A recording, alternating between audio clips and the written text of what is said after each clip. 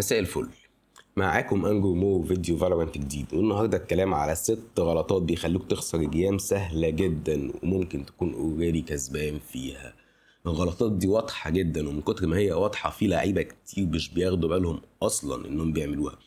اتفرج على الفيديو للاخر عشان تفهم كل الغلطات وتعلى في الرانك بسهوله. بس قبل ما نبدا اعمل لايك وشير للفيديو، لو مش مشترك في القناه انزل اشترك وفعل الجرس عشان يوصلك جديد اول باول. ويلا بينا نبدا. عمرك خسرت راوند وانتوا 2 ضد 1 مثلا؟ اكيد الموضوع ده حصل لك كتير، والسبب ان انت واللي معاك بكل بساطه مش بتعمله الجلاشه. ايه هي الجلاشه بقى؟ خليني اشرح لك الموضوع ببساطه. المفروض ان انت ماسك انجل وحد معاك في التيم ماسك انجل تانية. اول ما تسمع اللي معاك ده دخل في جان فايت بتروح عنده تساعده، صح؟ لا، غلط. المفروض تروح تساعده من زاويه تخلي الانمي ما ينفعش يموتكم انتوا الاتنين. يعني ما تعملش بيك معاه من نفس الانجل، فالانمي يحرك الكروس هير بتاعه حاجه بسيطه ويديكوا انتوا الاتنين هيد شوت بكل بساطه، ما تقفوش ورا بعض. خلي الانمي يضطر يحرك الكروس هير بتاعه 180 درجه مثلا عشان يقدر يفايتكم انتوا الاتنين في نفس الوقت. لو عملت ده بالطريقه الصح صدقني الموضوع شبه مستحيل انك تخسر راوند 2 ضد 1، بالذات لو انتوا عارفين الانمي ده فين، وكمان لو معهوش سكيلات كفايه عشان يعمل كلير للانجلز بيها. تاني حاجه بتتعمل غلط هي مشكله الريتيك. الناس مش بتعمل ريتيك بالطريقه الصح. يعني الناس مش عارفه ايه اللي ممكن تعمله عشان تخلي الانمي بيك او يبين البوزيشن بتاعه. السايت متاخد وانت مثلا في موقف 1 ضد 1، وانت ما تعرفش اللي ضدك ده فين، والسبايك بلانتد. اول واهم حاجه محتاج تعملها قبل اي حاجه تانية انك تجمع انفورميشن، واللي هتعمله من اول هنا معتمد على قد ايه وقت باقي في الراوند. حاجه فشيخه ممكن تعملها انك تكلير انجل ضيقه ممكن منها تروح تفيك ديفيوز للسبايك. لو انت عملت فيك ديفيوز الانمي مضطر يظهر عشان ما ياخدش مخاطره انك اكشولي بالديفيوز ويخسر الراوند. بس لو الانمي قريب قوي وانت ما تعرفش هو فين وعملت فيك ديفيوز، ممكن هو يسوينج ويموتك في ثانيه لان هو عارف انت فين وانت ما عندكش اي فكره عن مكانه. انت محتاج تمشي بالشيفت وتكلير انجل ضيقه ممكن منها تعمل ديفيوز. طبعا كل ما تكلير انجلز اكتر كل ما كان احسن.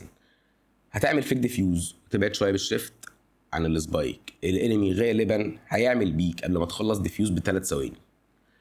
لازم يعمل بيك عشان ما ياخدش مخاطره انك مش بتفيك واكشلي الديفيوز.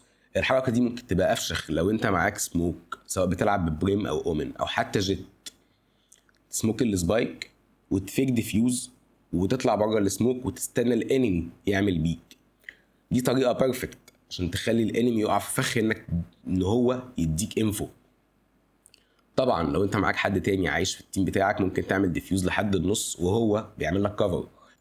وحتى لو انت عملت ديفيوز للنص واللي معاك مات مثلا الموضوع ورث فشخ، عشان غالبا الانمي مش هيبقى عارف انك عملت ديفيوز للنص، وكده ممكن تعمل ديفيوز للنص التاني من غير ما هو يلحق يبيك اصلا ويكون فكرك بتفيك برضه.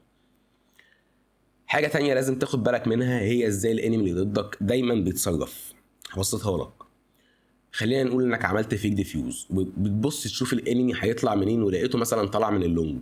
انت كده عرفت هو فين، بس هو لما شافك واقف مش بالديفيوز رجع خد كفر تاني. بس انت كده عارف هو فين. ممكن تديفيوز تاني و90% من الحالات هو هيجيجل بيك مش هيدخل معاك في فايت. هو عايز يكسب وقت لحد ما انت ما يبقاش قدامك وقت لاي حاجه الا انك تديفيوز ويا صابت 2 عور. بس لو عمل جيجل بيك وشافك بالديفيوز هيبيك تاني برضه عشان يموتك. في اللحظه دي انت ممكن تموته بكل سهوله.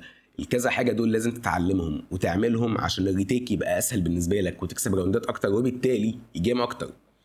تالت حاجه بتتعمل غلط في كل الرانكات بس بتحصل اكتر في الرانكات القليله، ان الناس مش بتستنى الانفو من الانيشيتور. الموضوع ده بيحصل كتير قوي وبطريقه مستفزه فشخ. انت مش محتاج تراش سايت وتاخد طلقه قب في دماغك وسوفا واقف ورا بالدرون بتاعه في قفاك لسه ما كشفش السايت. استنى الدرون تكشف السايت، والاوبر اللي واقف في اخر الدنيا او المستفز اللي واقف بجادج في الكورنر هيبان. ولازم تاخد بالك من حاجه مهمه جدا، جيت ورينا بالذات لو ضدك مش هيهمهم انهم اتكشفوا بالدرون بتاعت سوفا اصلا. لو انت ماشي في ظهر الدرون بالظبط لازق فيها وهم شافوك ممكن يدوك هيد شوت ويخلعوا، سواء بداش في حاله جيت او بدسبيس في حاله رينا. فعشان كده ادي وقت للانيشيتور يديك انفو قبل ما تقرر انك تدخل السايت او فايت. رابع حاجه الناس بتعملها غلط وبتخسر بسببها الرانك، انهم بيدخلوا فايتات ملهاش لازمه عشان هم حاسين ان هم مش بيعملوا حاجه. خلينا نفصص الموضوع ده عشان مهم ومعظم الناس تقريبا بيعملوه من غير ما ياخدوا بالهم. تخيل كده انك بتلعب بجيت مثلا او رينا، ومعاك في التيم بريمستون او اومن.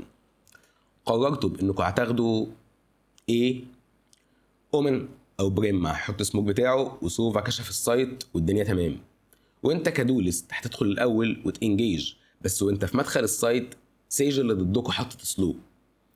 انت كجيت او رينا مفيش حاجه ممكن تعملها غير انك تقول للتيم بتاعك انك هتنجيج وخلاص، انت هتنجيج، وده اكبر غلط ممكن اي حد يعمله. الحل هنا انك تستنى، ممكن تروتيت انت والتيم بتاعك، او تستنى كول داون سموك اومن والريفيل بتاعت سوفا وتحاول تاني في نفس السايت.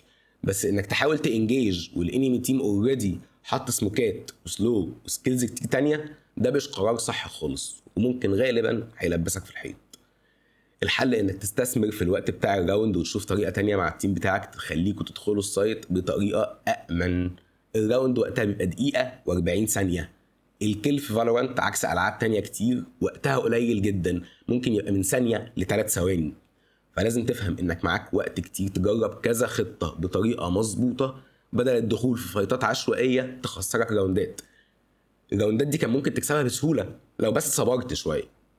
حاجه تانية الناس بتعملها انا مسميها البيك النص كم.